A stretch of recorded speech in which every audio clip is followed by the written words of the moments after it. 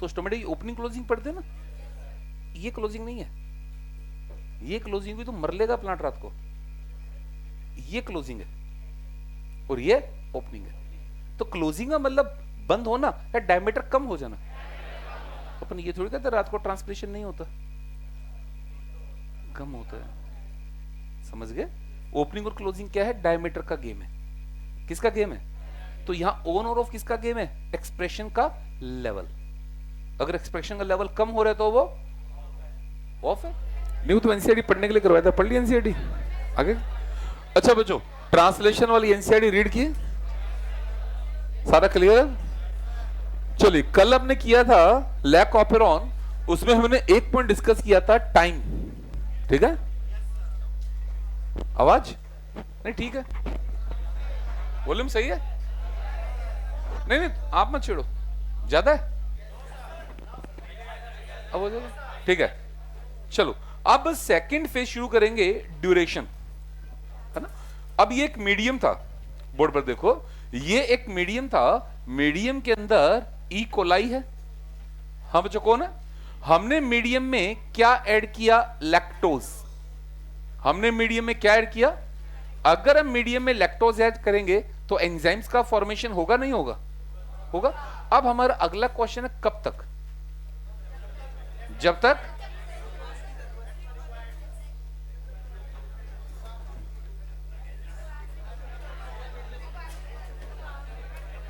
अच्छा, पहले क्या आंसर आता था वो बता दो, कि जब तक लैक्टोज खत्म ना हो जाए। पहले आंसर क्या रहता? जब तक लैक्टोज। अच्छा, कल के बाद बदल गया आंसर, है ना। ये तो वही खाना, खाना खाना शुरू करेंगे तो कब तक खाएंगे? जब तक खाना खत्म ना हो जाए। नहीं नहीं, पेट ना बढ़ जाए क्या मतलब? पेट तो अपने माल पर है? फ्री का चंदन घिस रघुनंदन है? अगले दिन बोलेंगे या तो प्राण या नान। चलिए, तो अब हमें अगला क्वेश्चन सोल्व करना है कि लैक्टोज मिलाने से लैक्टोज कैटाबोलिक एंजाइम तो बनेंगे। अब हमारा अगला कंसर्न है कि वो एंजाइम कब तक बनेंगे, वो एंजाइम। चलो लाइन लिखेंगे, lac operon also undergo positive regulation. Lac operon also undergo positive regulation. Lac operon also undergo positive regulation that is exerted by the cap, CAP capital में आएगा, that is exerted by the cap. Cap की full form catabolite activator protein. Cap की full form catabolite activator protein, catabolite activator protein. Next line, cap required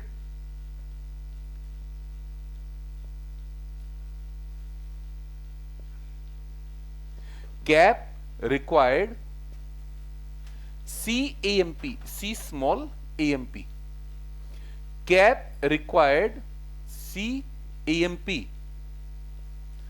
for its activity. Cap required CAMP for its activity. Cap required CAMP for its activity. हाँ बच्चों, अब board पर आएंगे। हमने आपको याद हो तो पीछे लिखा था कि promoter is a very large area, लिखा था हमने कि जो प्रोमोटर होता है, प्रोमोटर क्या होता है, बहुत बड़ा एरिया होता है। ये पूरा का पूरा आपको जो दिखाया गया है, ये पूरा का पूरा हमारा प्रोमोटर जीन है। कौन सा जीन है? प्रोमोटर जीन के अंदर दो बाइंडिंग साइट होती है, एक होती है आरएनए पॉलीमरेज बाइंडिंग साइट और एक होती है कैप बाइंडिंग साइट। कितनी बाइंडिंग साइट है?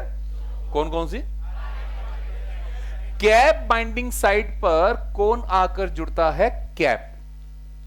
कौन आकर जुड़ेगा? बट कैप को काम करने के लिए CAMP की जरूरत है। कैप को काम करने के लिए किसकी जरूरत है? ये क्या बना? कैंप। क्या बना? कैंप। किससे जुड़ेगा? जब कैंप कैप से जुड़ेगा तो बनेगा कैप कैंप कॉम्प्लेक्स। हाँ बच्चों, क्या बनेगा? ये कैंप कैंप कॉम्प्लेक्स जाकर जुड़ेगा कैप बाइंडिंग साइड से। किससे जुड़ेगा? और कैप बाइंडिंग साइड से जुड़कर ये आरएनए पॉलीमरेज की बाइंडिंग एफिनिटी को बढ़ाएगा। अपनी कॉपी में कल स्विच ऑन वाला डायग्राम देखो। स्विच ऑन वाले डायग्राम में क्या था? क्या मीडियम में लैक्टोज मिला दिया? क्या लैक्टोज जाकर रिप्रेसर से जुड़ गया तो रिप्रेसर इनएक्टिव हो गया? अब रिप्रेसर जाकर ऑपरेटर से जुड़ेगा, नहीं जुड़ेगा? तो प्रोमोटर फ्री है। प्रोमोटर, अब अगर प्रोमोटर फ्री है तो प्रोमोटर पर आरएनए पॉलीमरेज आकर, लेकिन आरएनए पॉलीमरेज की बाइंडिंग एफिनिटी प्रोमोटर के लिए बहुत पुअर है। हाई है या पुअर है? पुअर है। इसका मतलब तेजी से जुड़ेगा, धीरे जुड़ेगा, तो ट्रांसक्रिप्शन की रेट कम या ज्यादा? कम होगी। और अगर यहां पर कैप बाइंडिंग साइड पर कैप आकर जुड़ गया तो वो बाइंडिंग एफिनिटी को बढ़ाएगा। कम करेगा या बढ़ाएगा? तो बढ़ाएगा, तो ट्रांसक्रिप्शन की रेट। तो कैप बाइंडिंग साइड पर कौन आकर जुड़ेगा? कैप को क्या चाहिए? क्या बनेगा? किस पर आकर जुड़ेगा? तो बाइंडिंग एफिनिटी, तो ट्रांसक्रिप्शन की रेट। आपका कोई डाउट? अब क्वेश्चन आपको सोल्व करना है। ग्लूकोज जो होता है, कौन? ग्लूकोज कैंप का इनवर्सली प्रोपोर्शनल होता है।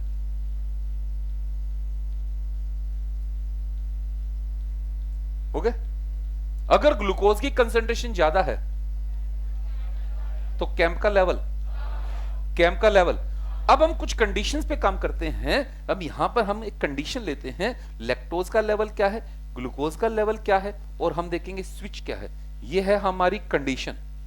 क्या है हमारी? हम पहले क्या देखेंगे? किसका लेवल देखेंगे? लैक्टोज का। फिर किसका लेवल देखेंगे? ग्लूकोज का। और फिर हमें बात करनी है स्विच।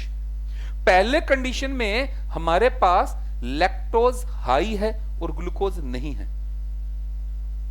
बताओ, स्विच ऑन है या ऑफ है? ऑन है। एंजाइम बनेंगे नहीं बनेंगे? अब क्वेश्चन मार्क है, कब तक बनेंगे? यहां से सोल्व करो। जब तक ग्लूकोज का लेवल, वेरी गुड, ज्यादा होती है एंजाइम बनना। कैसे समझाओ? ग्लूकोज का लेवल बढ़ते ही कैंप काम करना कम कर देगा। ग्लूकोज का लेवल बढ़ते ही कैंप का लेवल, तो कैप बाइंडिंग साइट कम होगी, तो बाइंडिंग एफिनिटी, तो एंजाइम, तो अब और लैक्टोज टूटेगा या नहीं टूटेगा? क्यों नहीं टूटेगा? कारण क्या है? अब सेल को ग्लूकोज की डिमांड। इसका मतलब यहां स्विच ऑन है या ऑफ है? स्विच। अब दूसरी कंडीशन लेते हैं, लैक्टोज हाई है और ग्लूकोज भी हाई है। लैक्टोज है, लैक्टोज है, अरे लैक्टोज है। जाके सारे बनेंगे नहीं बनेंगे? क्यों? सीधी सी बात है, हमारा पेट भर चुका है, सामने कितना खाना पड़ा है डजंट। अब हम नहीं खाएंगे, और खाएंगे तो पहले वाला भी बाहर आएगा।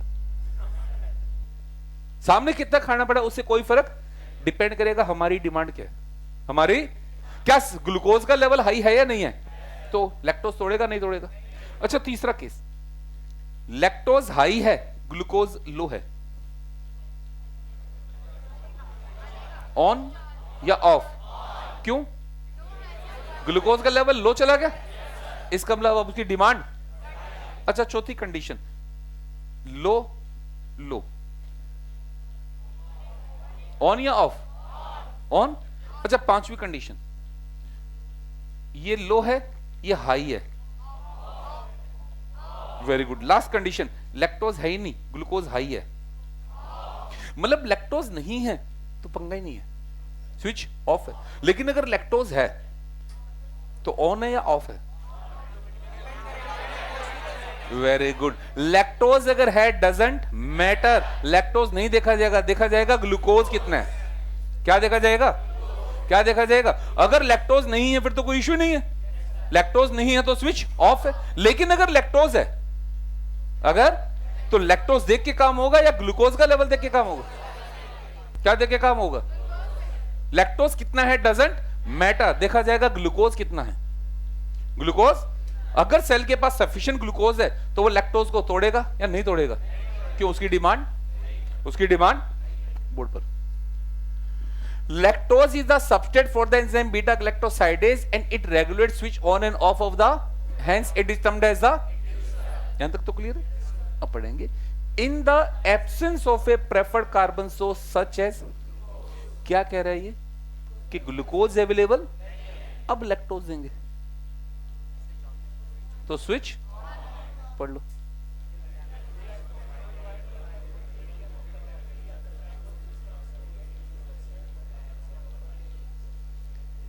आई बात समझ में?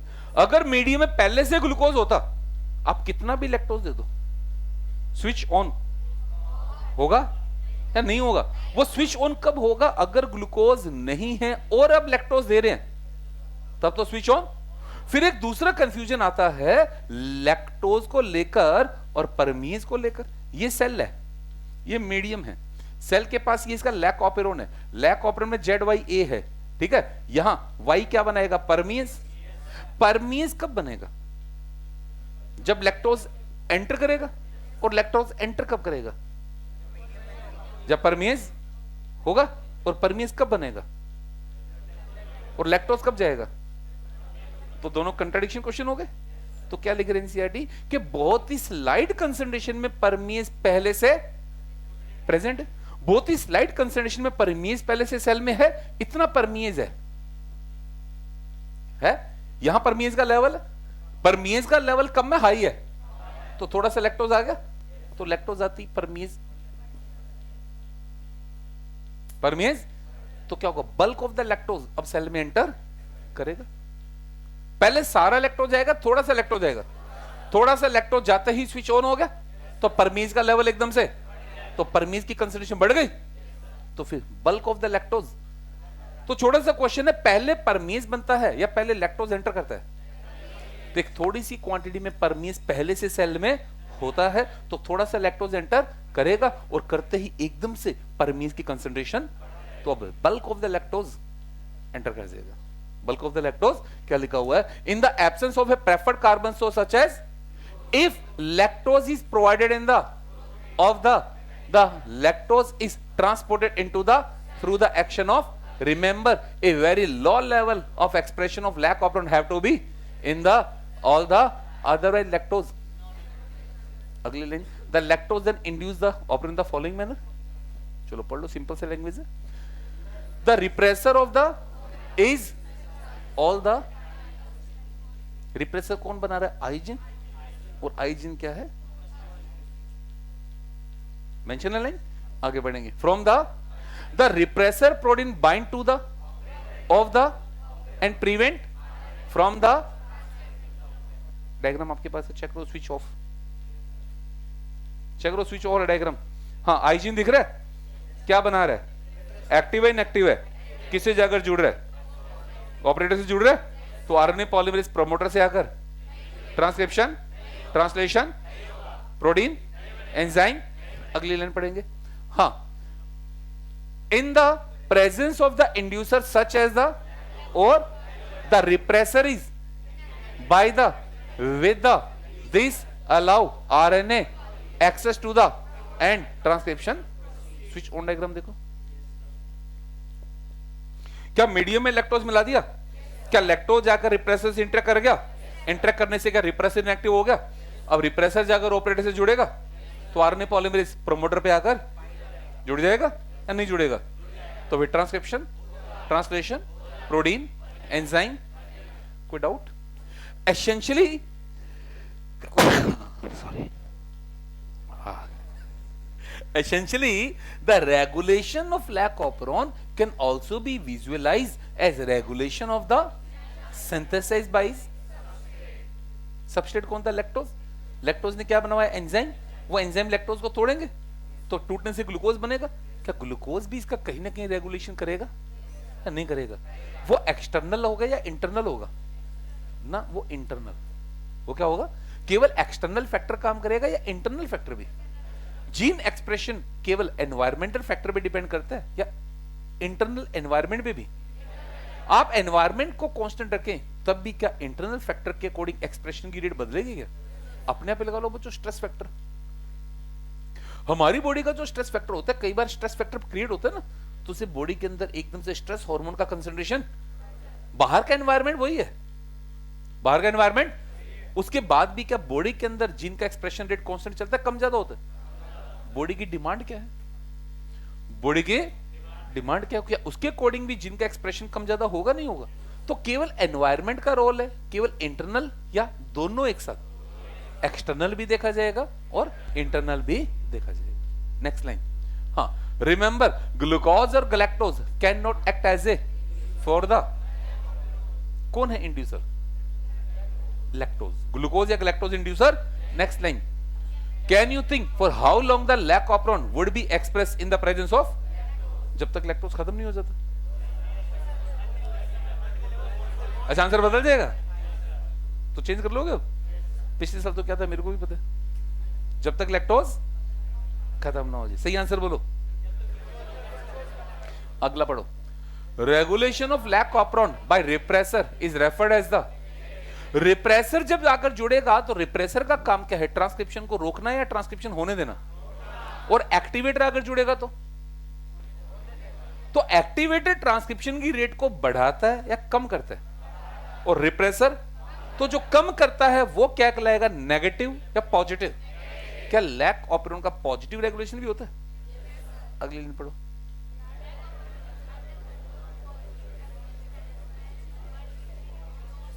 मतलब पॉजिटिव रेगुलेशन तो हमारा बियॉन्ड द डिस्कशन है और क्वेश्चन हमारे सिलेबस में नहीं समझे? इसको डिस्कस किए बिना इसका आंसर तो वही आएगा जब तक लैक्टोज खत्म ना हो जाए, और इसको डिस्कस कर ले तो आंसर क्या आएगा? अगर इसको डिस्कस ना करे तो आंसर क्या आएगा? और डिस्कस कर ले तो आंसर क्या आएगा? तो लैक ऑपरेशन का नेगेटिव रेगुलेशन है, पॉजिटिव रेगुलेशन है, दोनों ही है। रिप्रेसर क्या करता है? नेगेटिव। और एक्टिवेटर क्या करता है? रिप्रेसर क्या करता है? नेगेटिव। और एक्टिवेटर क्या करता है? ये लाइन हमें यहां मिलेगी, यहां से पढ़ेंगे।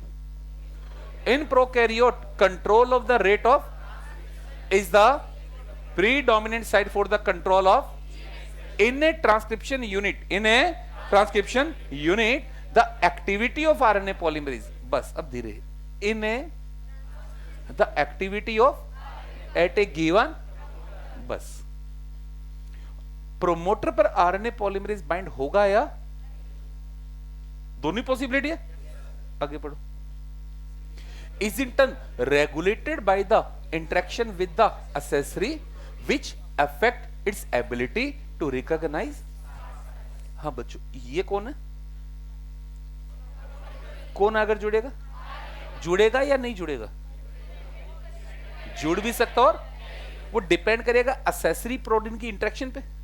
वो असेसरी प्रोटीन दो तरह की है, एक तो है रिप्रेसर, एक है एक्टिवेटर। जब रिप्रेसर आकर जुड़ता है तो ट्रांसक्रिप्शन को, और एक्टिवेटर जुड़ेगा तो, अगली लाइन पढ़ो,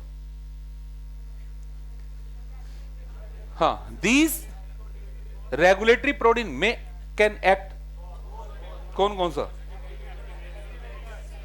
Is it clear? RNA polymerase जुड़ेगा नहीं जुड़ेगा, क्या इसका कंट्रोल कुछ एसेसरी प्रोटीन पर भी डिपेंड है या नहीं है? और वो एसेसरी प्रोटीन एक तरह की, दो तरह की, कौन कौन सी है वो? एक तो रिप्रेसर और एक, रिप्रेसर एक रेट को बढ़ाएगा कम करेगा, और एक्टिवेटर, बाकी लाइन अपनी कल पढ़ी थी, चलो पढ़ो। The accessibility of the in many cases regulated by the which sequence termed as operator is in adjacent to the, in most of the, and in most cases the sequence of bind to a, each operon has its specific and specific. For example, lac operator is present only in the and interacts specifically with the, कोई doubt? अब यहां इस line में doubt आता है, ये line क्या कह रही है? वापस डायग्राम में जाएंगे, आरएनए पॉलीमरेज की बाइंडिंग साइट कौन है? प्रोमोटर। जुड़ेगा या नहीं जुड़ेगा? वो केवल आरएनए पॉलीमरेज के हाथ में, या यहां कुछ एसेसरी प्रोटीन का भी रोल है? वो एसेसरी प्रोटीन कौन कौन है? रिप्रेसर एंड, एक क्या करिए जुड़ो, एक क्या करिए मत जुड़ो। रिप्रेसर क्या करे और एक्टिवेटर क्या करे, रिप्रेसर क्या करे और एक्टिवेटर क्या करे। लाइन द्वारा पढ़ेंगे, the in a transcription unit activity of at a is in turn regulated by with which affect its to recognise the. Is it clear? एक तो क्या करे, आकर जुड़ो या मत जुड़ो, कौन कह रहा है मत जुड़ो, और दूसरा कह रहा है आकर, कौन कह रहा है जुड़ो, रिप्रेसर क्या कह रहे और एक्टिवेटर क्या कह रहे। क्लियर? अब पहला पहला, हाँ start. The gene in a cell are express to perform a और a, for example if the enzyme code is synthesised by the, it is used to catalyse the of a lactose into the bacteria use them as a, hence if the bacteria do not have lactose around to be for the, they would no longer require the synthesis of the। आई बस समझ, अगर surrounding में lactose है तो उसको enzyme की जरूरत, तो वो एंजाइम, और सराउंडिंग में लैक्टोज ही नहीं है तो उसको एंजाइम की जरूरत, तो वो एंजाइम बनाएगा नहीं बनाएगा, डिपेंड करेगा सराउंडिंग क्या है, डिपेंड करेगा। अगली line, therefore in simple term it is the metabolic physiological और दैट रेगुलेट। तो जीन का एक्सप्रेशन केवल एनवायरनमेंट पे डिपेंड है या सेल की फिजियोलॉजी पे भी डिपेंड है। अगली line, the development and differentiation of embryo into the adult organism are also result of the coordination regulation of. ये लाइन आराम से समझ में नहीं आती, कोई बात नहीं, नहीं समझ में आती तो कोशिश करेंगे। हम सब ने अपनी लाइफ कहां से स्टार्ट की है? क्या जाइगोट से हमारी बॉडी की सारी सेल बनी है? कौन से डिवीजन से बनी है? क्या हमारी बॉडी की सारी सेल जेनेटिकली आइडेंटिकल है क्या? क्या सारी सेल जेनेटिकली आइडेंटिकल है क्या? लेकिन क्या सारी फंक्शनली आइडेंटिकल है? क्या सभी का फंक्शन सेम है? क्या सभी का स्ट्रक्चर सेम है? सभी सेल का स्ट्रक्चर सेम, फंक्शन सेम, सभी की केमिस्ट्री सेम? क्यों नहीं? कारण क्या है? उसमें अलग अलग जीन है या एक्सप्रेशन अलग है? अब दोबारा पढ़ो line. The development and differentiation of embryo into the are also a result of the coordinated regulation of। कौन सी सेल क्या काम करेगी डिपेंड करेगा उसमें कौन सा प्रोटीन है, और कौन सा प्रोटीन बन रहा है डिपेंड करेगा उसमें कौन सी जीन का एक्सप्रेशन। जो एक्सप्रेशन आया वो प्रोटीन बना, और जो प्रोटीन बना उसके अकॉर्डिंग सेल ने अपना काम करना शुरू किया। क्या जीन सभी के पास है या नहीं है? बट एक्सप्रेशन, जीन तो सभी के पास, बट एक्सप्रेशन, जिसका एक्सप्रेशन हुआ वो प्रोटीन, और जो प्रोटीन बन गया उसने उसी तरह का काम करना। जैसे आरबीसी में क्या बन गया? हीमोग्लोबिन, तो O2 कैरी करने लग गया। डब्ल्यूबीसी में क्या बन गया? लाइटिक एंजाइम, तो उसने डिफेंस सिस्टम तैयार कर दिया। क्या तैयार कर दिया? तो क्या आरबीसी के अंदर लाइटिक एंजाइम वाला जीन नहीं था? क्या डब्ल्यूबीसी के अंदर हीमोग्लोबिन वाला जीन नहीं था? But expression. तो इसका मतलब डिफरेंशिएशन का कारण क्या है? डिफरेंशियल जेनेटिक कॉन्स्टिट्यूशन या differential gene activity? Differential genetic constitution है या डिफरेंशियल जीन एक्टिविटी है? अब आपकी बॉडी में जो नॉन डिवाइडिंग सेल है, तो नॉन डिवाइडिंग सेल के अंदर डिवीजन को स्टिमुलेट करने वाला जीन नहीं है, बट फंक्शनल नॉन फंक्शनल है। अब जो डिवाइडिंग सेल है, क्या उनके अंदर अदर फंक्शन करने वाले जीन नहीं है, बट फंक्शनल नॉन फंक्शनल है? जिसको डिवाइड करना है उसमें डिवाइडिंग जीन फंक्शनल है, बाकी जीन नॉन फंक्शनल है, और जिसको डिवीजन को छोड़कर दूसरा काम करना है उसमें बाकी जीन, मतलब डिवीजन चलाने वाला। आपने जेनेटिकल कंट्रोल पढ़ा ना, कि जीन इनएक्टिव हो गया तो सेल ने डिवाइड करना बंद कर दिया, और जीन एक्टिव हो गया तो डिवाइड करना। तो सेल की फंक्शनिंग को कौन कंट्रोल कर रहा है? उसमें जीन कौन सा है या एक्सप्रेशन किसका है? एक्सप्रेशन। क्या न्यूरॉन के अंदर इंसुलिन वाला जीन है या नहीं है? But expression. डब्ल्यूबीसी में इंसुलिन का जीन, एक्सप्रेशन। आरबीसी में जीन, एक्सप्रेशन नहीं है। तो जिसका एक्सप्रेशन है वो प्रोटीन, और वही काम उसका। Is it clear? आई बस समझ। अब बनेगा बच्चों, पहले ये बनेगा, ये नोट कर लिया ना, ग्लूकोज इनवर्सली प्रोपोर्शनल कैम्प। पहले ये बनेगा glucose inversely proportional to camp. Glucose inversely proportional to camp.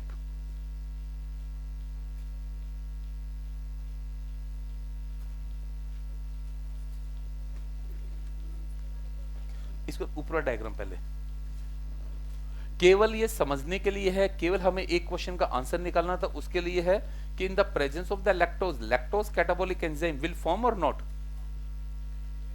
ना ना ना ना नहीं, एक जनरल क्वेश्चन है, लैक्टोज, हमें ग्लूकोज पे चर्चा ही नहीं है। In the presence of the lactose, lactose catabolic enzyme बनेगा, कब तक बनेगा?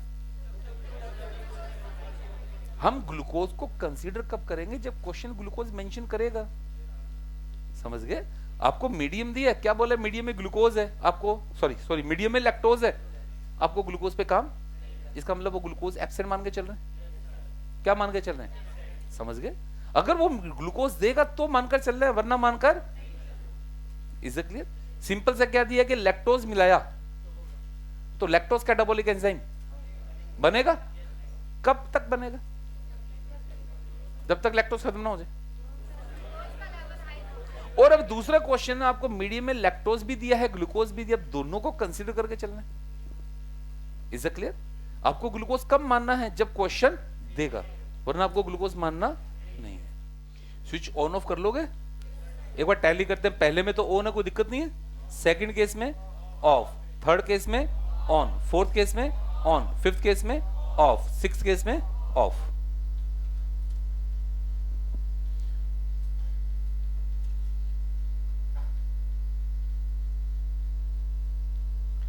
आप बच्चों वापस ध्यान रखना, आप ग्लूकोज अपनी मर्जी से नहीं मानेंगे। आप ग्लूकोज को कंसीडर कब करोगे? जब क्वेश्चन देगा। समझ गए? आप अपनी मर्जी से ग्लूकोज कंसीडर नहीं करेंगे।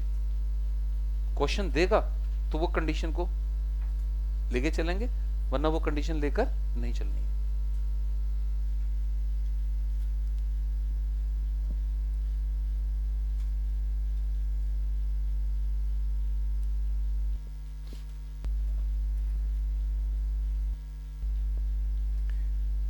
चले?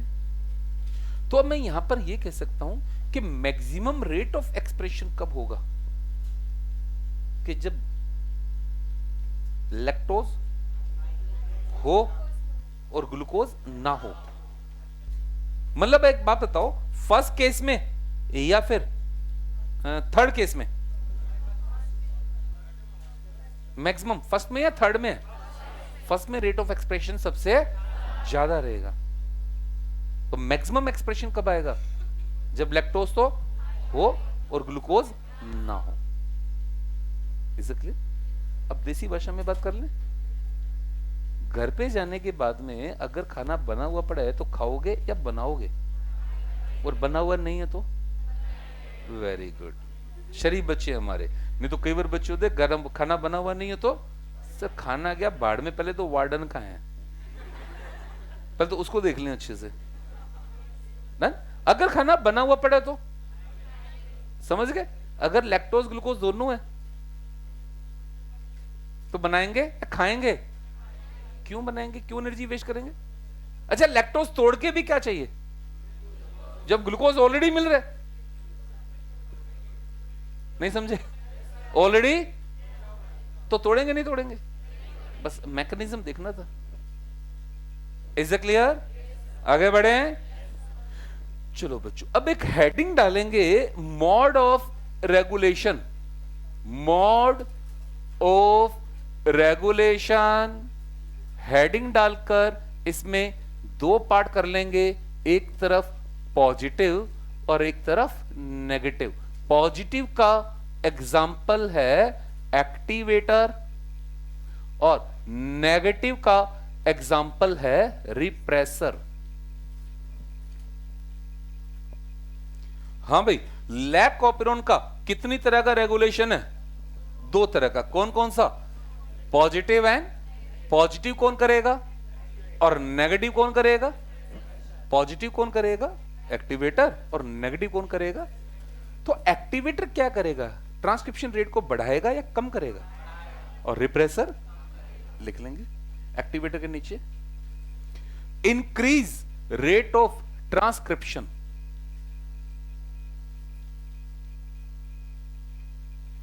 इंक्रीज रेट ऑफ ट्रांसक्रिप्शन, चलो उधर क्या लिखोगे, डिक्रीज रेट ऑफ ट्रांसक्रिप्शन।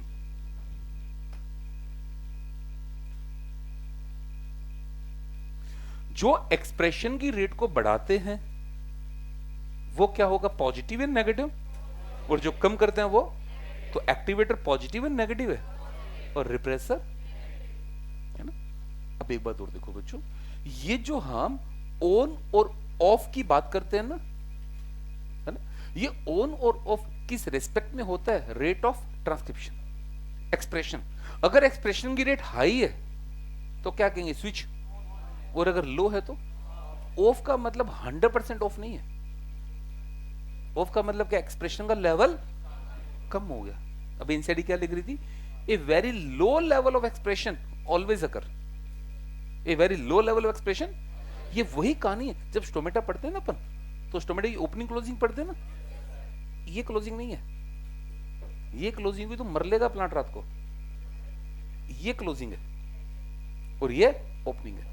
तो क्लोजिंग का मतलब बंद होना या डायमीटर कम हो जाना। अपन ये थोड़ी कहते रात को ट्रांसपिरेशन नहीं होता, कम होता है, समझ गए। ओपनिंग और क्लोजिंग क्या है, डायमीटर का गेम है। किसका गेम है, तो यहां ऑन और ऑफ किसका गेम है, एक्सप्रेशन का लेवल। अगर एक्सप्रेशन का लेवल कम हो रहा है तो वो ऑफ है, और बढ़ रहा है तो वो एग्जैक्टली स्पेशल पॉइंट। अब स्पेशल पॉइंट, अब मेन पॉइंट पे चर्चा करेंगे। चलो पहले लिखो जेड वाई ए, जेड वाई ए।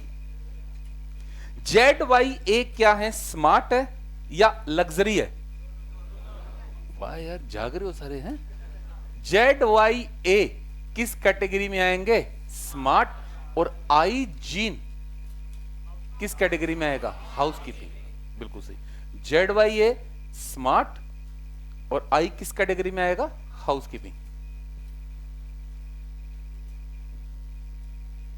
Okay, next lactose. बताओ बच्चों, लैक्टोज क्या काम करेगा,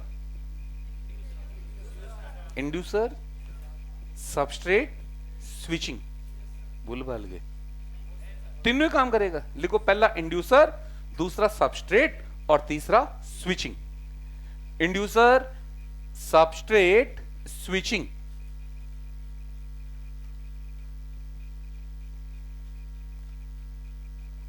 इंड्यूसर, सबस्ट्रेट, स्विचिंग, तीनों का काम कौन कर रहा है, एलोलैक्टोज रियल इंड्यूसर। रियल इंड्यूसर कौन होता है, लैक्टोज या एलोलैक्टोज। अब ये अपन को बच्चों ऑप्शन से करना पड़ेगा। अगर ऑप्शन में हमें लैक्टोज एलोलैक्टोज दोनों गिवन है तो आंसर क्या जाएगा, और अगर एलोलैक्टोज गिवन नहीं है तो, is it clear. Next point, slide concentration of परमिएज। Slide concentration of permease is already found in the cell. Slight concentration of permease is already found in the cell.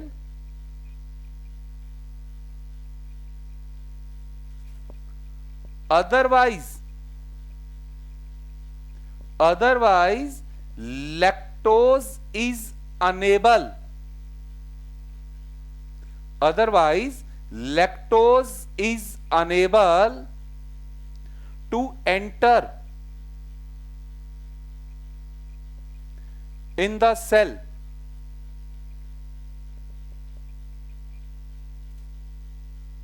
याद है, next line, in the presence of the lactose,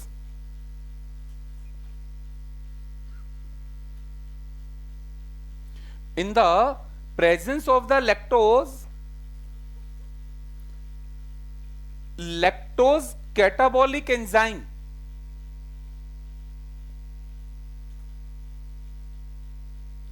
are formed.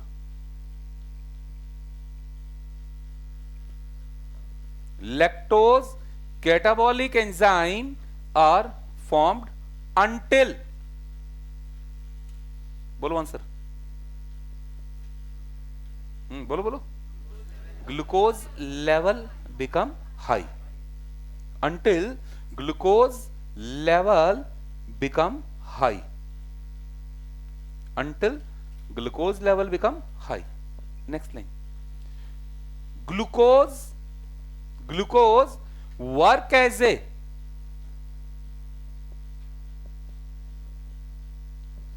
catabolite repressor. Glucose work as a catabolite repressor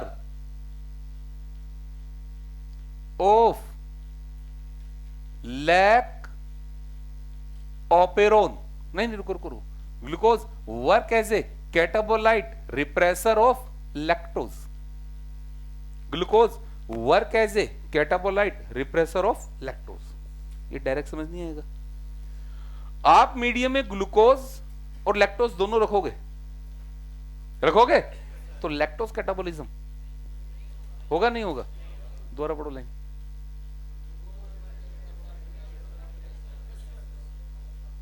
आगे समझ में?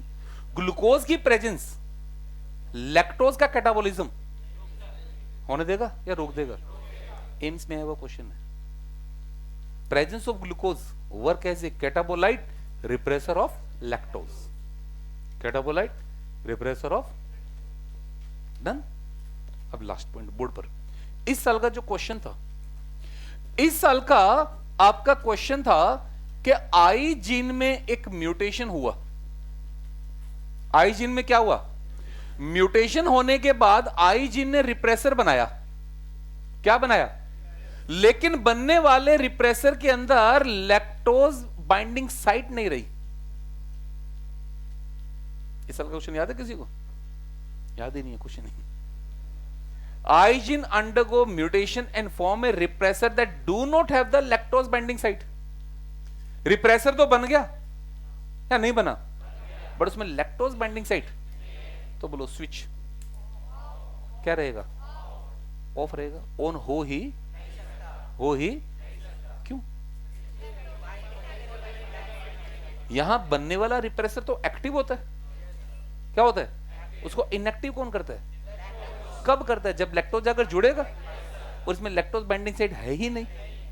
है ही तो इसे lactose bind, तो repressor inactive, तो स्विच ऑन क्या रहेगा? ऑफ। क्या रहेगा?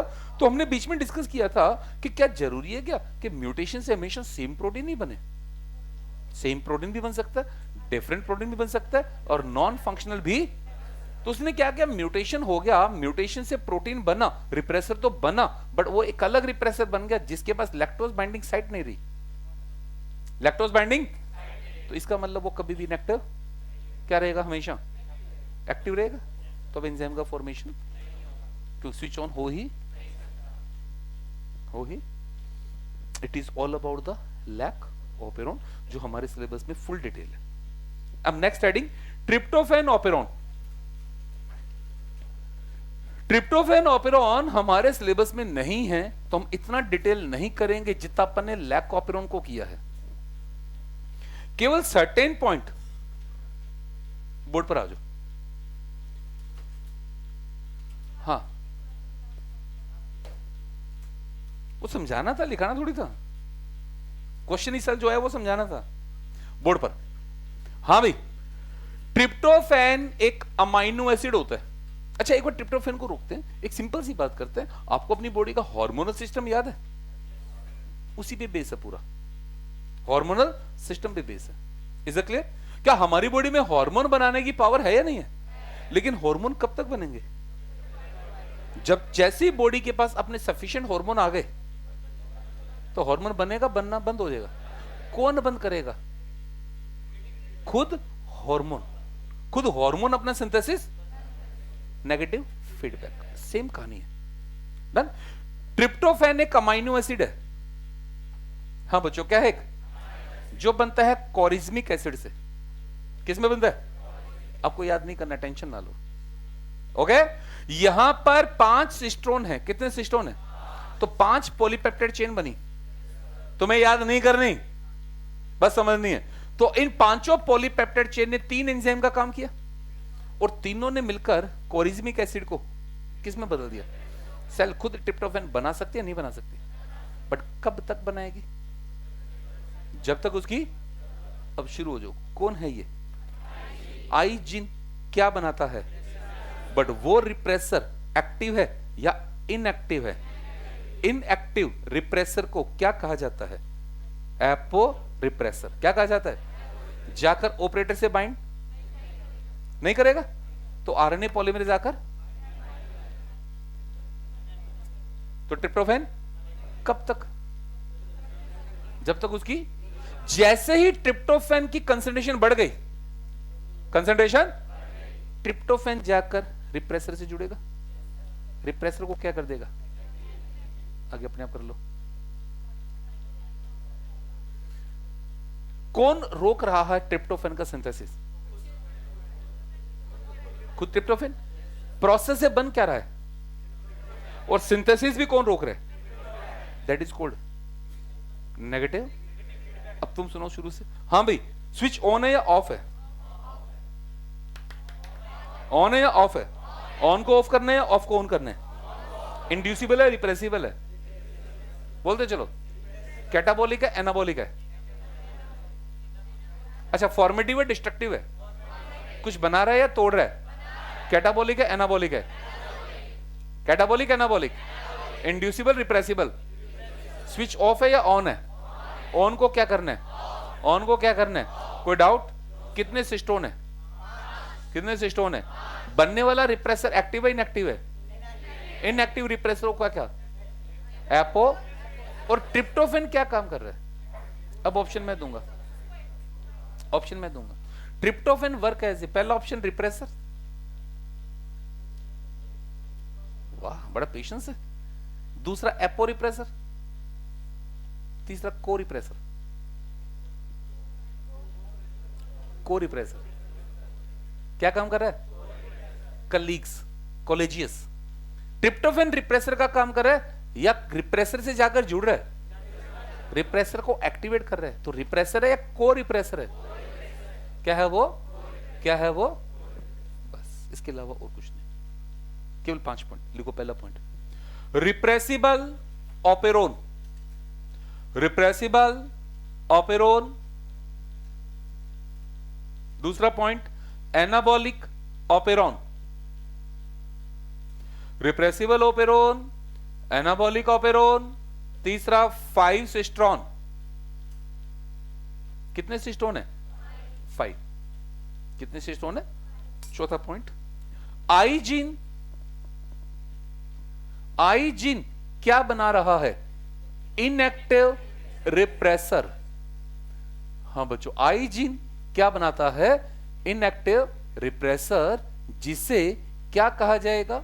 Apo repressor. आई जीन क्या बना रहा है? इनएक्टिव रिप्रेसर, जिसे क्या कह रहे हैं? Apo repressor. हाँ बच्चों, क्या कह रहे हैं? Tryptophan.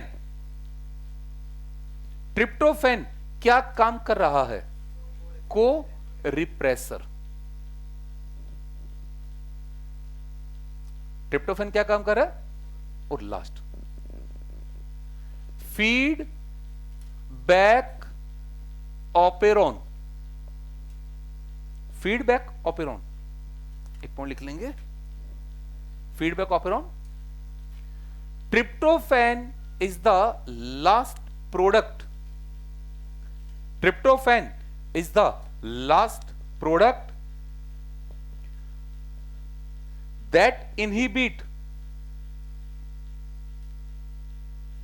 Tryptophan is the last product that inhibit its own synthesis. Tryptophan is the last product that inhibit its own synthesis. तो कैसा फीडबैक है? नेगेटिव या पॉजिटिव? बस, इसके अलावा कुछ भी नहीं। हमारे इस एनसीईआरटी में ट्रिप्टोफैन का कोई जिक्र नहीं है। पुरानी एनसीईआरटी में ट्रिप्टोफैन था। डन। मेन पॉइंट हमने लिखे हैं और कुछ भी नहीं।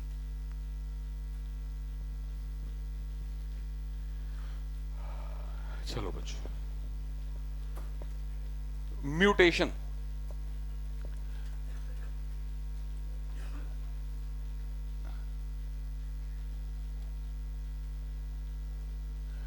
Now the heading mutation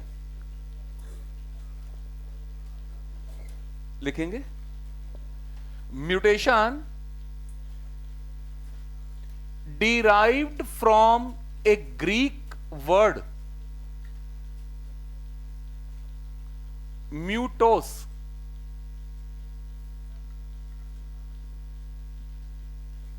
derived from a Greek word mutos, meaning of which is changes, derived from a Greek word mutos, the meaning of which is changes, meaning of which is changes।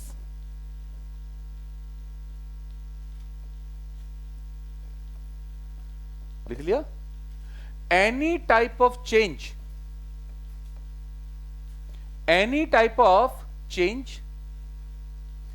in the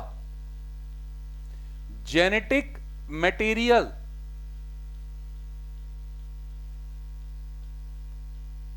of an organism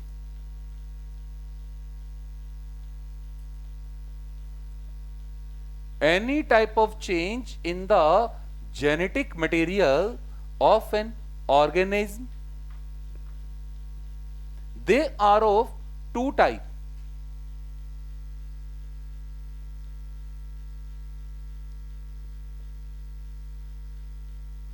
They are of two type। पहला लिखिए chromosomal mutation.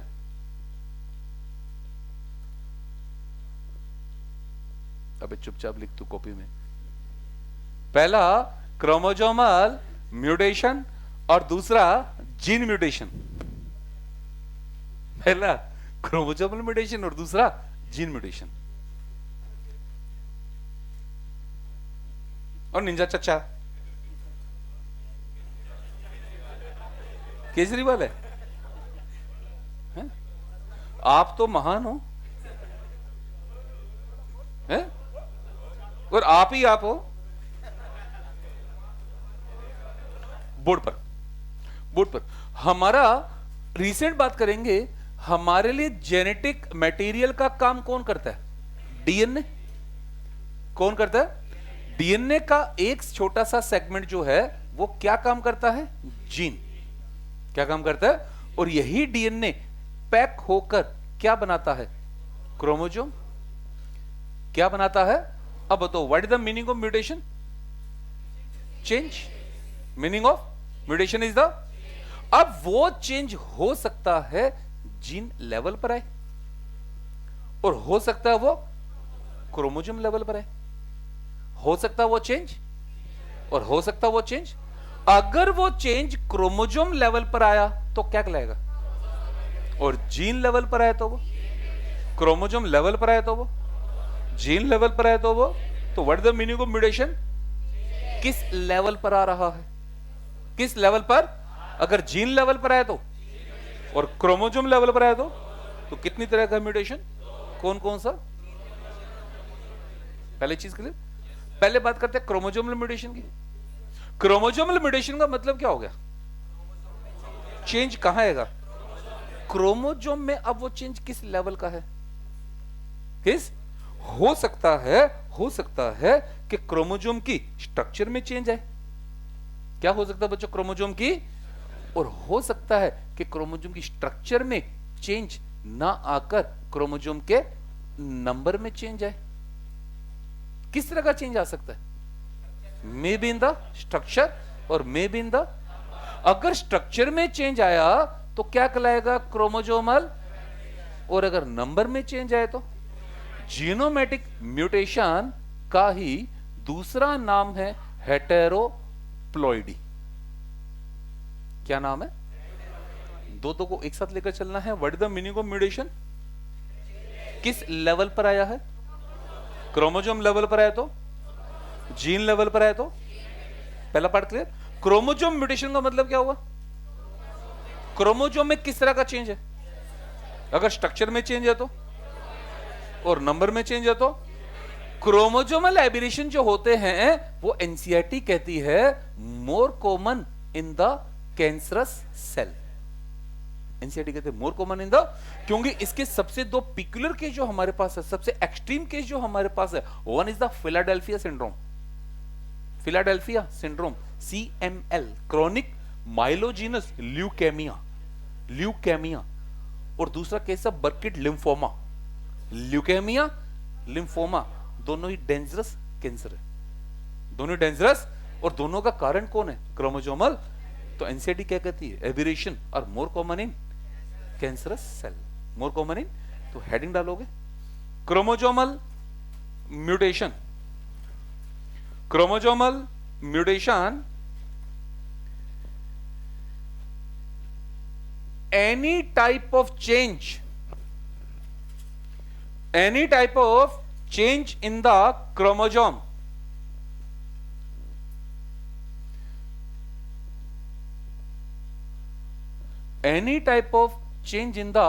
chromosome this change may be in structure, this change may be in structure or may be in number. This change may be in structure or may be in number. हाँ बच्चों, अब वो change structure में भी आ सकता और next line, if change occur in the structure, if change occur in the structure, then it is called chromosomal aberration. If change occur in the structure, then it is called chromosomal aberration. And if change occur in the number, if change occur in the number, then it is called genomatic mutation. Then it is called genomatic mutation.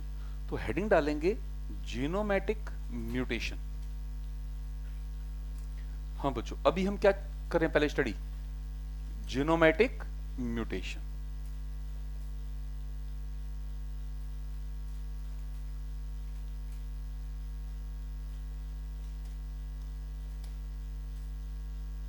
Board पर single diagram के अंदर सारा जीनोमेटिक mutation आएगा।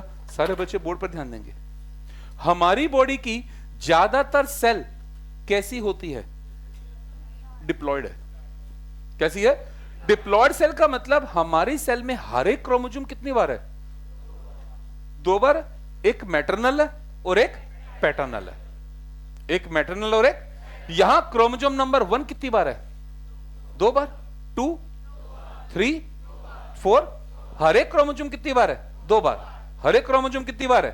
दो बार। तो हर एक chromosome अगर दो बार होता है तो वो सेल क्या कहलाती है? डिप्लॉयड। क्या कहलाती है? क्या कहलाती है? Is it clear? Normal case है।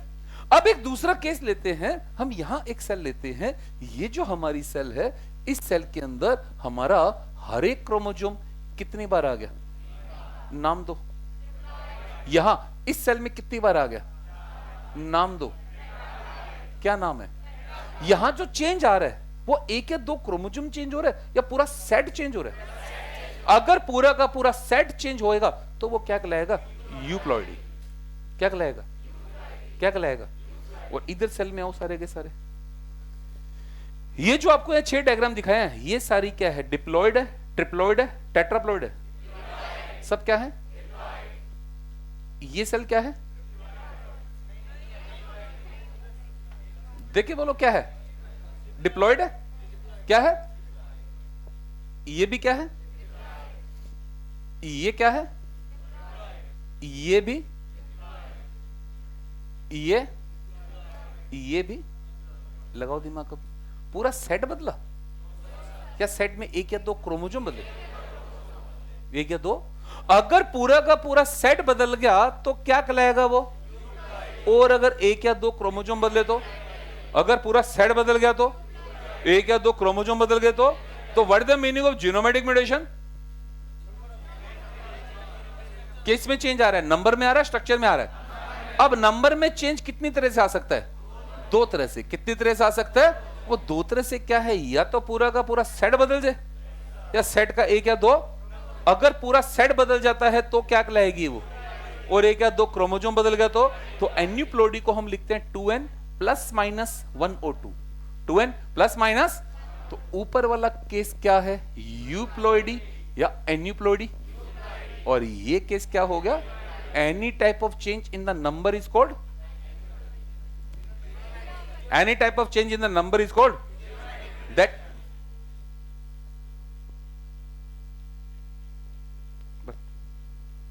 बर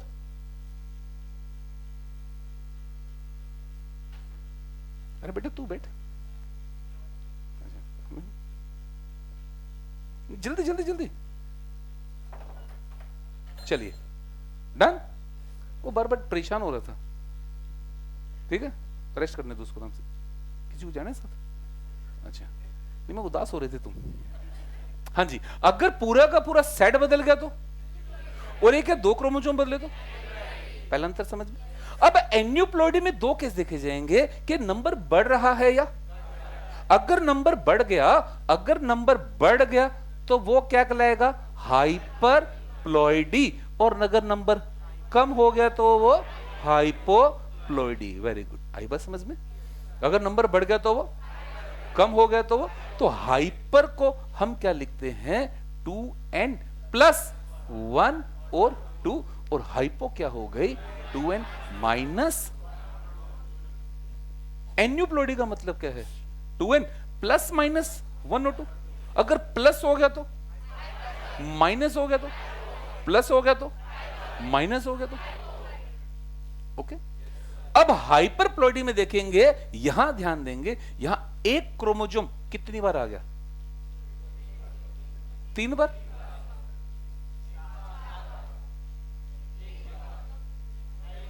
तुमने पढ़े में सुना दो मेरे को। एक क्रोमोसोम का 3 बार आना, 4 बार आना, 1 बार रह जाना, गायब हो जाना, नलिजोमी, निल। ट्राई 3, टेट्रा 4, मोनो 1, नली निल। डन। अब इस डायग्राम को देखो, पहले मेरे को बताओ ये ट्राइजोमी है या टेट्राजोमी है? ट्राइजोमी। बट ये सिंगल ट्राइजोमी है, डबल ट्राइजोमी है? मैं इसको टेट्राजोमी नहीं कह सकता। टेट्राजोमी का मतलब क्या हो गया? एक क्रोमोसोम का 4 बार होना। क्या यहां एक क्रोमोसोम 4 बार है या 3 बार ही है? तो ये टेट्राजोमी है या ट्राइजोमी?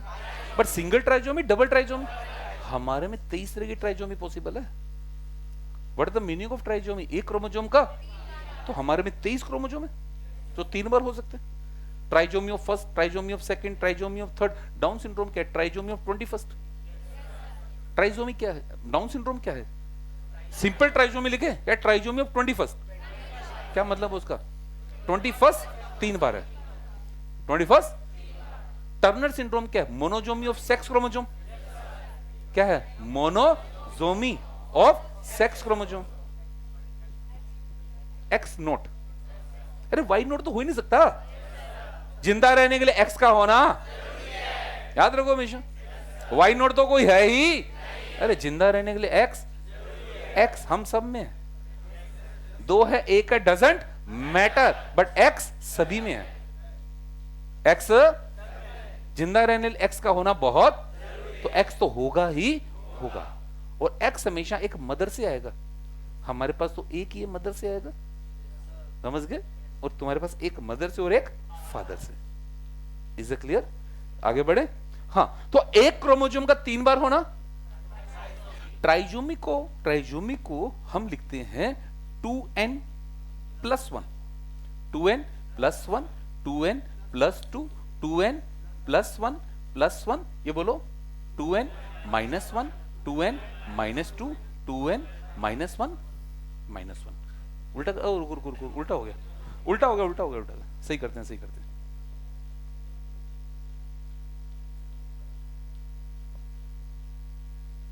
हाँ, दोबारा बोलो, ये क्या है? डबल ट्राइजोमी मतलब 2n प्लस 1 प्लस 1। ये क्या है? टेट्राजोमी मतलब, हाँ इधर बोलो, ये क्या है? डबल मोनोजोमी मतलब,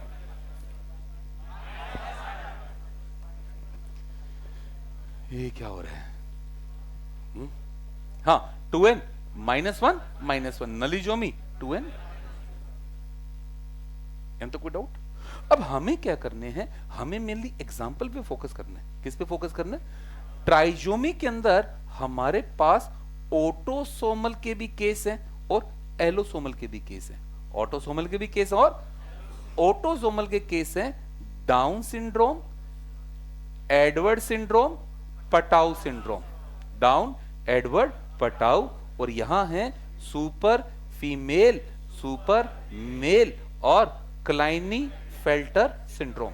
x X X, X Y Y, X Y Y. Match the following. तीनों ही आ गए ना, X X X, X Y Y, X X Y. Okay, और मोनोजोमी का हमारे पास एक ही केस है, टर्नर सिंड्रोम। टर्नर, यहां से क्वेश्चन आता है match the following. Match the, ये क्वेश्चन फंसता है। आई बात समझ में? हाँ, तो शुरू से चलेंगे। What is the meaning of mutation? वो चेंज किस लेवल पर आया? अगर क्रोमोजोम लेवल पर आया तो, जीन लेवल पर आया तो, क्रोमोजोम लेवल पर आया तो, किस तरह का आया? अगर स्ट्रक्चर में आया तो, नंबर में आया तो, नंबर में किस तरह से चेंज आया? अगर पूरा सेट बदल गया तो, एक या दो क्रोमोजोम बदल दो, वो किस तरह से बदले? अगर बढ़ गए तो, कम हो गए तो, बिना फ्लो चार्ट के पॉसिबल नहीं हो पाएगा, कंट्राडिक्शन आ जाएगा सारा। Is it clear? इससे पूरा फ्लो चार्ट चलता है। ओके, ये बनेगा पूरा। हाँ, ये वो नहीं, वो नहीं, वो बाद में, वो बाद में पूरा।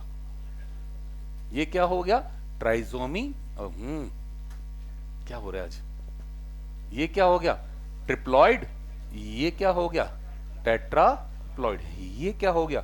2n plus 1, 2n plus 2, 2n plus 1 plus 1। ये क्या हो गया? 2n minus 1। ये क्या हो गया? 2n minus 2। और ये क्या हो गया? 2n minus 1 minus 1।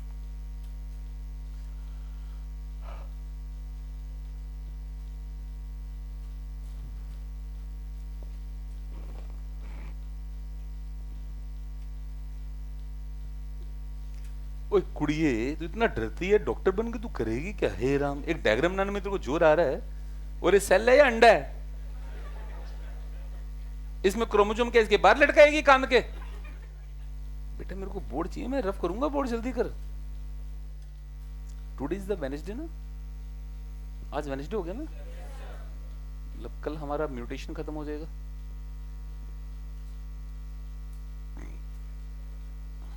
सैटरडे तक हो जाना चाहिए। Centre dogma, reverse centre dogma हो ही गया। ठीक है, डीएनए फिंगरप्रिंट। हाँ, जो यूप्लॉइडी और एन्यूप्लॉइडी में क्या अंतर है? क्लियर है सबको? दोनों ही हेट्रोप्लॉइडी है, दोनों ही। बस अंतर क्या है कि पूरा सेट बदल रहा है या सेट में एक या दो क्रोमोजोम। पूरा सेट बदला तो यूप्लॉइडी, और एक या दो क्रोमोजोम बदले तो एन्यूप्लॉइडी। बस इतना सा अंतर है।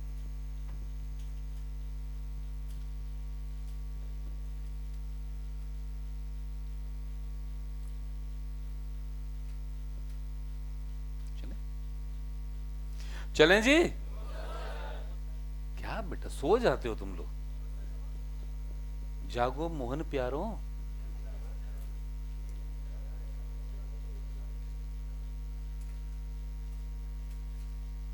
नहीं, तुम्हारे लिए मोहन प्यारो नहीं है, तुम्हारे लिए राधा रानी है। जागो राधा रानी।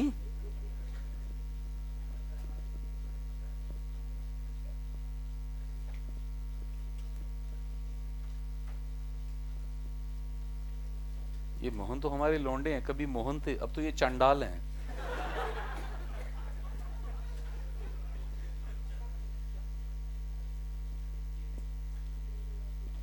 जो महादेव भक्त है ना, तो चंडाल ही होंगे। चलिए नेक्स्ट लाइन। दुष्ट आत्माओं,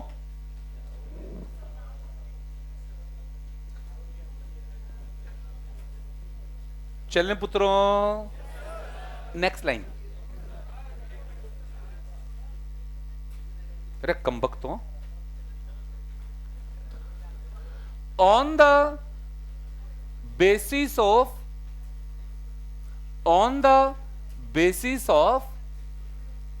number of set of chromosome लिखना है।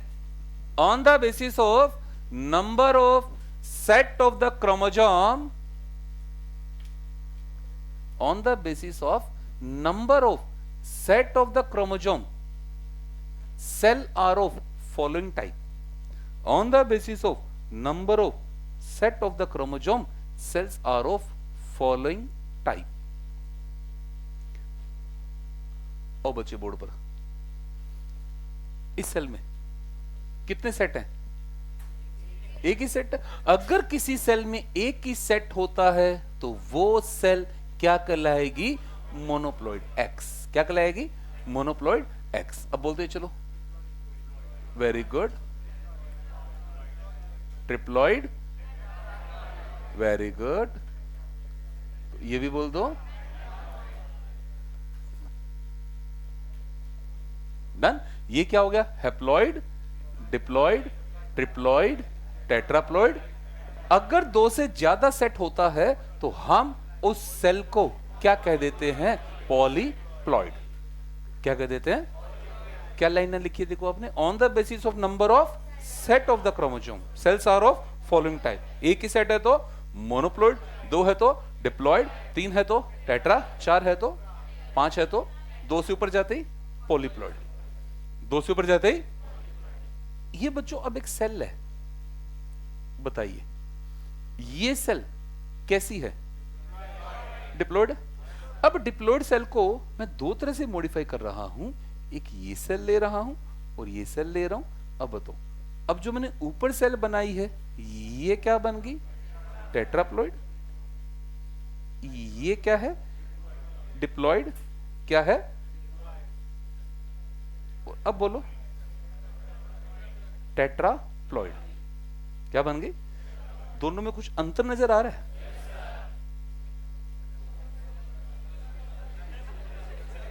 कलर का चलो कोई बात नहीं। ये जो यूप्लॉइडी है ना, कौन है? यूप्लॉइडी दो तरह की होती है। एक होती है ऑटो पॉलीप्लॉइडी और दूसरी होती है एलो पॉलीप्लॉइडी। हाँ बच्चों, कौन कौन सी है? ऑटो पॉलीप्लॉइडी एंड द, पहले ये वर्ड पकड़ो, मतलब यहां दो सेट है, दो से ज्यादा सेट है, इसका मतलब इनके पास एक्स्ट्रा सेट आया, एक्स्ट्रा। अब वो एक्स्ट्रा सेट का सोर्स क्या है? बिल्कुल सही चल रहे हैं। एक्स्ट्रा सेट का हो सकता है एक्स्ट्रा सेट सेम स्पीशीज से आया और हो सकता है एक्स्ट्रा सेट, अब बताएंगे। अब बताओ बच्चों, ऊपर वाला केस क्या को, ऑटो या एलो?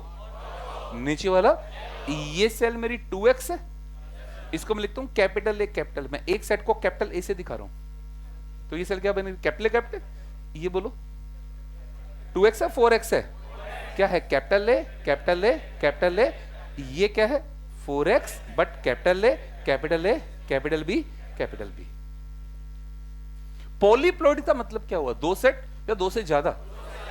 दो से ज्यादा का मतलब उसके पास एक्स्ट्रा सेट आया। एक्स्ट्रा का सोर्स क्या है? सेल्फ स्पीशीज है या अदर? अगर सेल्फ स्पीशीज है तो, और अदर स्पीशीज है तो, सेल्फ है तो अदर है तो। पहले यहां तक बनाकर रुकेंगे, मोनोप्लॉइड, डिप्लॉइड, ट्रिप्लॉइड, टेट्राप्लॉइड, पेंटाप्लॉइड, फिर एक लाइन ऐड होगी।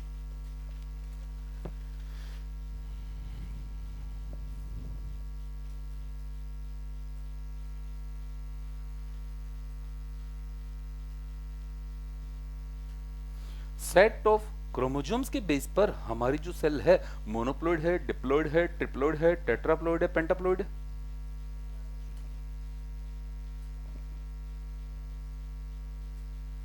डिप्लॉइड से ऊपर जाती है क्या कहलाएगी? पॉलीप्लॉइड। तो पॉलीप्लॉइड का लिटिल मीनिंग क्या हो गया? दो सेट या दो से ज्यादा। तो इसका मतलब इसके पास एक्स्ट्रा सेट आ गया। क्या आ गया? अब एक्स्ट्रा सेट का क्या देखना पड़ेगा? सोर्स। क्या देखना पड़ेगा? कि वो सेम स्पीशीज से आया या किसी अदर स्पीशीज से आया।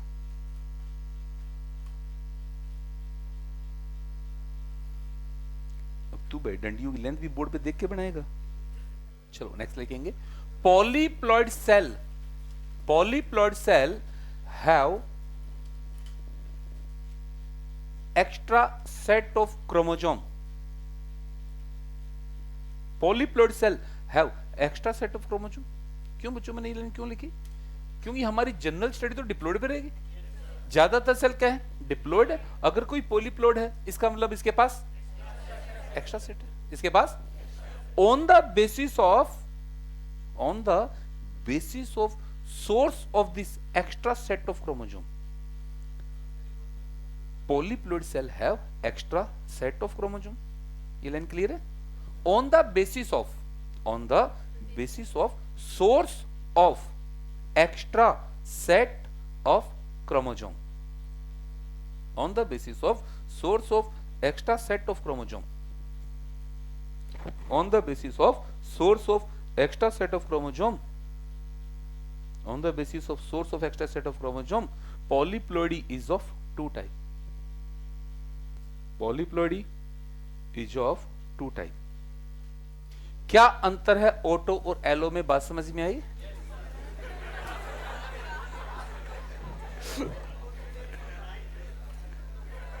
डर गए हैं? अरे डॉक्टर बनोगे, तुम्हारे पास कुछ ऐसी बड़ी बॉडी आ गई 70-80% जली हुई, तो पहले तुम्हारा पोस्टमार्टम करना पड़ेगा है?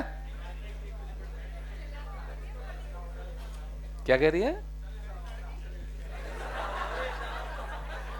अच्छा वहां बोर्ड लगा दोगे सलेजल है?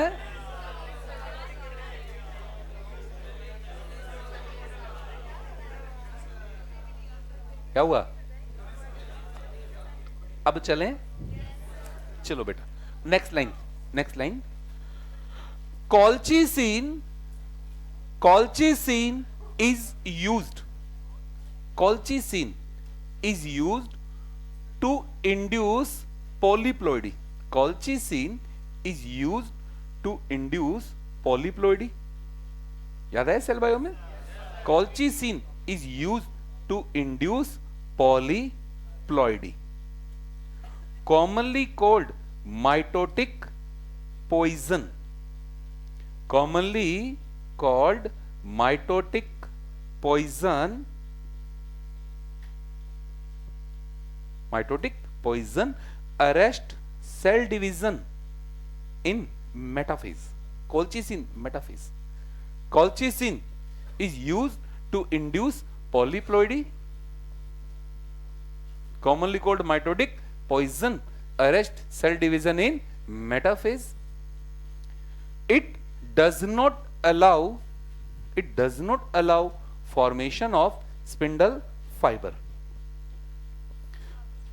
Colchicine is used to induce polyploidy. Commonly called mitotic poison. Commonly called mitotic poison arrest cell division in metaphase, does not allow formation of spindle fiber as it prevent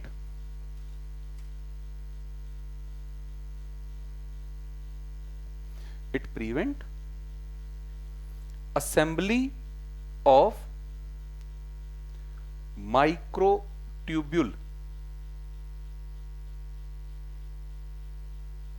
as it prevent assembly of microtubule.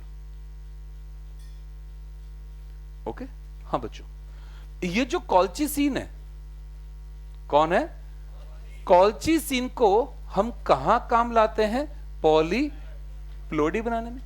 Polyploidy बनाने के हमारे बहुत सारे target हैं। Polyploidy हमने कुछ में intentionally बनवाई है, कुछ तो नेचुरल पॉलीप्लॉइड है, कुछ तो, और कुछ में हमने पॉलीप्लॉइडी डेवलप की है। जैसे एक बहुत ही प्यारा एग्जांपल हम ले सकते हैं, एप्पल 4x है और बनाना 3x है। एप्पल टेट्राप्लॉइड है, बनाना ट्रिप्लॉइड। पॉलीप्लॉइडी के कारण है ना फ्रूट पर गिगास इफेक्ट आता है, फ्रूट का साइज एनलार्ज होता है और कई फ्रूट्स में साइज एनलार्ज होना उसकी मार्केट वैल्यू को बढ़ाता है। Watermelon, musk melon, pineapple, apple. Banana में टारगेट अलग है, बनाना का केस अलग है ना, वो केस बाद में डिस्कस करेंगे।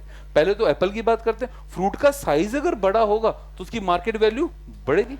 बनाना में पॉलीप्लोडी बनाने का टारगेट क्या है कि बनाना की जो वाइल्ड स्पीशीज थी, बनाना की जो वाइल्ड स्पीशीज थी ना, वाइल्ड स्पीशीज डिप्लॉयड है, वाइल्ड स्पीशीज डिप्लॉयड है। डिप्लॉयड स्पीशीज में सेक्सुअल रिप्रोडक्शन होता था, और सेक्सुअल रिप्रोडक्शन होता था तो क्या बनेगा।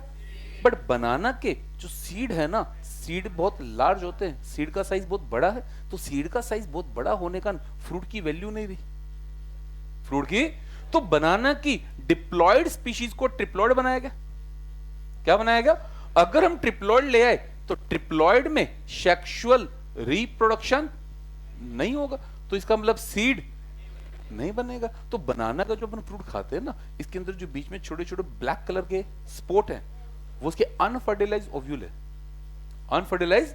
तो बनाना को ट्रिप्लॉयड बनाने का मेन टारगेट साइज नहीं था, उसका मेन टारगेट था कि उसका सेक्सुअल रिप्रोडक्शन रोकना है, उसमें सीड का फॉर्मेशन रोकना है, क्योंकि सीड का साइज एनलार्ज है तो फ्रूट की मार्केट वैल्यू कम है। तो डिप्लॉयड को क्या बनाया? ट्रिप्लॉयड, ताकि सेक्सुअल रिप्रोडक्शन ना हो, सीड ना बने, तो फ्रूट की मार्केट वैल्यू है ना। अब उसमें दिक्कत नहीं हुई ना, क्योंकि बनाना तो नेचुरली पार्थेनोकार्पी करता है, उसमें वेजिटेटिव प्रोपेगेशन भी हो जाता है। सेक्सुअल रिप्रोडक्शन हमने रोक दिया, कोई बात नहीं, वेजिटेटिव प्रोपेगेशन तो कर लेगा, वेजिटेटिव। और अगर हमें फ्रूट का सीड चाहिए, फ्रूट का, तो हम उसे 3x पे नहीं रोकेंगे, 4x पे लेकर आएंगे। किस पे लेकर आएंगे? ताकि सीड बन जाए, सीड। अब ये मत देखो सीड केवल खाने के काम के, केवल खाने के नहीं, प्रोपेगेशन भी तो देखना। अगर सीड या उसका कोई भी डेरिवेटिव किसी भी पॉइंट ऑफ व्यू से इंपॉर्टेंट है, किसी भी पॉइंट ऑफ व्यू से इंपॉर्टेंट है, तो हम उसे पार्थेनोकार्पी नहीं करवाएंगे। केवल कहां करवाएंगे? जिसमें सीड या इसका कोई भी डेरिवेटिव कमर्शियली इंपॉर्टेंट ना हो। बनाना में सीड की क्या वैल्यू है? ना तो खाने के काम आता है और ना ही प्रोपेगेशन में काम आता है, तो उसको आराम से सीडलेस बनाया जा सकता है। लेकिन सभी फ्रूट में तो ऐसा पॉसिबल, खाने के काम आए ना, डजंट मैटर, बट प्रोपेगेशन वो भी तो देखना, वो भी तो। जैसे सीरियल से, सीरियल को सीडलेस बना ले, अच्छा अनार को सीडलेस बना ले, हाँ बिल्कुल तुम्हारी खोपड़ी जैसा होगा, अंदर से खाली। अच्छा लिच्ची को बना ले सीडलेस, सीड काम का नहीं है, डेरिवेटिव तो काम का। तो हम ये काम केवल कहां कर सकते हैं? सीड या उसके कोई भी डेरिवेटिव की commercial value. Is it clear? तो बनाना में तो कोई वैल्यू, तो बनाना को तो हमने ट्रिप्लॉयड बना लिया, क्या बना लिया, बट एप्पल को कहां ले गए? टेट्राप्लॉयड। तो वो हमारा टारगेट डिपेंड करेगा, हम ट्रिप्लॉयड पे रुकेंगे या टेट्राप्लॉयड पे रुकेंगे, ट्रिप्लॉयड पे रुकेंगे या। तो कुछ तो नेचुरल पॉलीप्लॉयड है और कुछ में हमने पॉलीप्लॉयडी इंड्यूस की है। पॉलीप्लॉयडी इंड्यूस करवाने के लिए हम क्या काम लाए हैं? कॉल्चिसिन। क्या काम लाए हैं? क्या काम लाए हैं? Is it clear? तो बनाना और एप्पल जो है वो तो ऑटो पॉलीप्लॉयड्स का केस है। एलो पॉलीप्लॉयड्स में दो केस याद रखेंगे, एक रेफेनो ब्रेसिका, रेफेनस सेटाइवस का क्रॉस, ब्रेसिका ओलेरेसिया, मूली का क्रॉस गोभी से करवाकर क्या बनाया? रेफेनो ब्रेसिका टेट्राप्लॉयड वैरायटी।